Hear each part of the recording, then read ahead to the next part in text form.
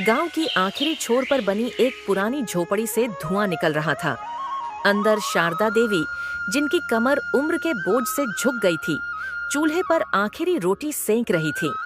उनकी नजरें बार बार फटे हुए लकड़ी के दरवाजे पर टिकी थीं। तभी बाहर सूखी पत्तियों पर कदमों की आहट हुई। आ गया मेरा लाल, बड़ी देर लगा दी आज तूने। देख, कब से रास्ता देख रही थी तेरी। हाथ मुंह धो ले, खाना ठंडा हो रहा है। हाँ माँ, आज ठाकुर साहब के खेतों में कटाई का आखिरी दिन था, इसलिए थोड़ा वक्त ज्यादा लग गया। आर्यन ने मटके से पानी निकाला और हाथ मुंह धोकर माँ के पास टाट की बोरी पर बैठ गया। माँ ने थाली परोसी, 2 सूखी रोटियां और थोड़ी सी चटनी। आर्यन खाने लगा, पर उसने महसूस किया कि माँ की नजरें आज उसे कुछ अलग तरह से देख रही हैं। आर्यन बेटा, कब तक ऐसा चलता रहेगा? देख, अब मेरी देह जवाब दे रही है। सुबह उठती हूँ तो घुटनों में जान नहीं होती। मैं अब काम करके थक चुकी हूँ। मैं चाहती हूँ कि मेरे जीते जी इस घर में कोई आए जो मेरा हाथ बटाए। मैं तुझे कितने दिन से कह रही हूँ, पर तू मेरी बात पर ध्यान ही नहीं देता। माँ, अभी हम खुद बड़ी मुश्किल से गुजारा कर रहे हैं, किसी और की जिम्मेदारी कैसे उठाएंगे?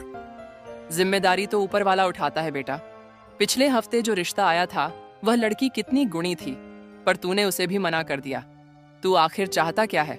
क्या तुझे मेरी कोई फिक्र नहीं? मैं बस तेरी गृहस्थी बसते देखना चाहती हूँ, फिर चाहे अगले ही पल ईश्वर का बुलावा आ जाए, मुझे गम नहीं होगा। माँ, ऐसी बातें मत कीजिए। मैं बस अभी तैयार नहीं हूँ।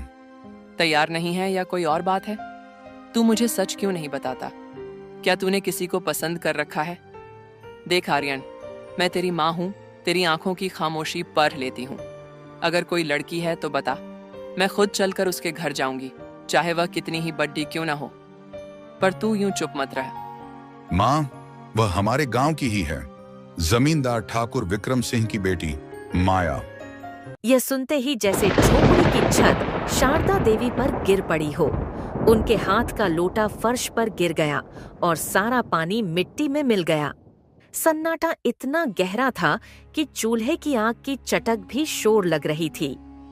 हे नारायण, तूने ये क्या कह दिया बेटा? कहाँ वो आसमान की ऊंचाइयों पर बैठी ठाकुर की बेटी और कहाँ हम जमीन पर रेंगने वाले मजदूर। ये रिश्ता नहीं, ये तो मौत को बुलावा देना है। ठाकुर विक्रम सिंह बहुत कठोर आदमी है, वह तुझे जिंदा जला देगा। मेरी मान, तो यह पागलपन अभी इसी वक्त छोड़ जा दे। माँ, प्यार हैसियत देखकर नहीं होता। माया ने मुझसे वादा किया है, वह अपने पिता से बात करेगी। ठाकुर साहब उसे बहुत प्यार करते हैं, वे उसकी खुशी के लिए मान जाएंगे। आप बस अपना आशीर्वाद दीजिए। उसी समय गांव के बीचों बीच स्थित आलीशान हवेली में ठाकुर विक्रम सिंह अपने आलीशान सोफे पर बैठे हुक्का पी रहे थे। पास ही उनका वफादार और दोस्त का बेटा विक्रांत बैठा था, जिसकी आंखों में लालच साफ झलकता था। तभी माया कमरे में दाखिल हुई। आओ माया बेटी, देखो, आज मैंने तुम्हारी जिंदगी का सबसे बड़ा फैसला कर लिया है। विक्रांत को तो तुम जानती ही हो, मेरे दोस्त का बेटा है और मेरा दायां हाथ भी। मैंने तुम दोनों का रिश्ता तय कर दिया है। क्या पिताजी, आपने मुझसे एक बार पूछा तक नहीं? मैं विक्रांत से शादी नहीं कर सकती। क्या कहा? तुम मेरी बात काटोगी?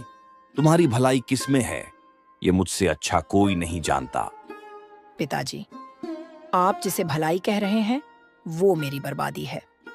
विक्रांत का चाल चलन गांव में किसी से छुपा नहीं है। मैं उसे कभी पसंद नहीं कर सकती। सच तो ये है कि मैं आर्यन से प्यार करती हूँ और उसी से शादी करना चाहती हूँ। खामोश। उस अधमरे मजदूर की इतनी हिम्मत कि वह मेरी बेटी के सपने देखे, और तुम्हारी इतनी मजाल कि तुम उसका नाम मेरी हवेली में लो। पिताजी, आर्यन गरीब जरूर है, पर वह ईमानदार और मेहनती है। अगर आप मेरी खुशी चाहते हैं तो यह रिश्ता स्वीकार कर लीजिए। ठाकुर विक्रम सिंह अंदर ही अंदर जल रहे थे, पर वे जानते थे कि माया उनकी कमजोरी है। उन्होंने विक्रांत की तरफ देखा और एक इशारा किया। फिर अचानक उनकी आवाज नरम हो गई। ठीक है बेटी, अगर तुम्हारी खुशी उसी में है तो मैं भी एक मौका देता हूँ। उस आर्यन को कहो कि अगर वह सच में तुमसे प्यार करता है तो शहर जाए और कोई अच्छी नौकरी ढूंढकर खुद को साबित करे। अगर वह 6 महीने में सफल होकर लौटा तो मैं खुद तुम दोनों की शादी करवा दूंगा। अगले दिन आर्यन अपनी माँ का आशीर्वाद लेकर शहर की ओर निकला। उसे लगा कि उसकी जीत हो गई, पर उसे क्या पता था कि रास्ते में मौत उसका इंतजार कर रही है। जैसे ही वह गांव की सरहद पार पहाड़ी रास्ते पर पहुंचा, पीछे से विक्रांत घोड़े पर आता दिखा। अरे आर्यन भाई, अकेले अकेले? रुको, मैं भी साथ चलता हूँ, मुझे भी शहर में कुछ काम है। अरे विक्रांत भाई, आप? अच्छी बात है, साथ में सफर आसानी से कट जाएगा। नीचे हजारों फीट गहरी खाई थी, जहां से वापस आना नामुमकिन था। क्या हुआ विक्रांत भाई? आर्यन, तूने बड़ी गलती कर दी। तुझे लगा ठाकुर साहब इतनी आसानी से मान जाएंगे? माया सिर्फ मेरी है और ये सारी जायदाद भी। तू तो बस एक कांटा था। इससे पहले कि आर्यन कुछ समझ पाता, विक्रांत ने अपनी कमर से एक बद्धा चाकू निकाला और बिजली की तेजी से आर्यन की पीठ में घोंप दिया। आह, गद्दार, तूने। विक्रांत ने लहूलुहान आर्यन को जोर से लात मारी और आर्यन चीखता हुआ उस गहरी खाई के अंधेरे में समा गया। विक्रांत ने ऊपर से झांक कर देखा और जोर से ठहाका लगाया। विक्रांत गांव लौटा और एक नाटक शुरू किया। वह भागते हुए आर्यन की झोपड़ी पहुंचा। चाची, अनर्थ हो गया। आर्यन को मैंने बचाने की बहुत कोशिश की, पर पहाड़ी पर उसका पैर फिसल गया और वह खाई में गिर गया। नहीं, मेरा बेटा नहीं मर सकता। तू झूठ बोल रहा है। आर्यन, लौटा बेटा। शारदा देवी के दुखों की सीमा न रही। उधर ठाकुर ने माया को कमरे में बंद कर दिया और झूठ बोला कि आर्यन शहर जाकर किसी और के साथ भाग गया। कुछ दिन बीते तो ठाकुर अपनी असलियत पर उतर आए। वे शारदा देवी की झोपड़ी पहुंचे। ऐ बुढ़िया, तेरे बेटे ने मुझसे 50,000 का कर्ज लिया था। अब वह मर गया है तो मुझे मेरे पैसे वापस चाहिए।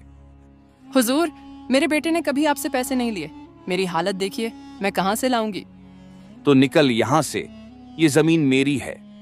ठाकुर ने शारदा देवी को धक्के देकर गांव से बाहर निकाल दिया।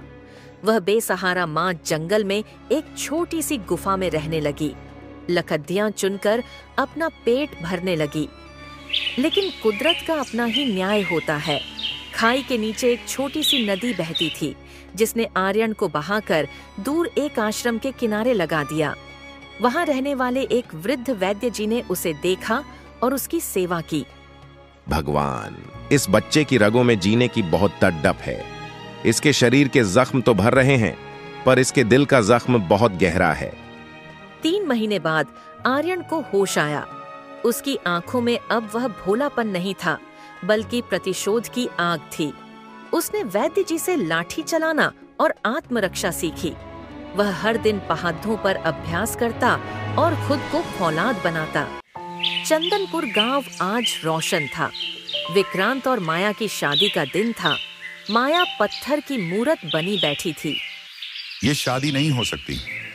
तो जिंदा है? भूत नहीं, तेरी मौत हूं विक्रांत। ठाकुर साहब, आपने जिस गद्दार को दामाद चुना है, उसने मेरी पीठ में छुरा घोंपा था। देखिए ये निशान। उसकी पीठ पर चाकू के 3 गहरे निशान गवाही दे रहे थे। गांव के लोग जो अब तक चुप थे, अब ठाकुर के खिलाफ खड़े हो गए। हम इस जुल्म के खिलाफ हैं। आर्यन को इंसाफ मिलना चाहिए। आज तेरा खेल खत्म। ठाकुर साहब, आपने अपनी शक्ति का गलत इस्तेमाल किया। एक माँ को दर दर भटकने पर मजबूर किया। ठाकुर विक्रम सिंह का अहंकार टूट गया। उन्होंने देखा कि पूरा गांव आर्यन के साथ खादे है। ठाकुर ने अपनी बेटी माया का हाथ आर्यन के हाथ में दे दिया और शारदा देवी को ससम्मान हवेली वापस लाया गया। मेरे लाल, आज तूने साबित कर दिया कि सच्चाई को दबाया जा सकता है, पर मिटाया नहीं जा सकता। चंदनपुर की हवाओं में आज एक नई महक थी, इंसाफ की महक।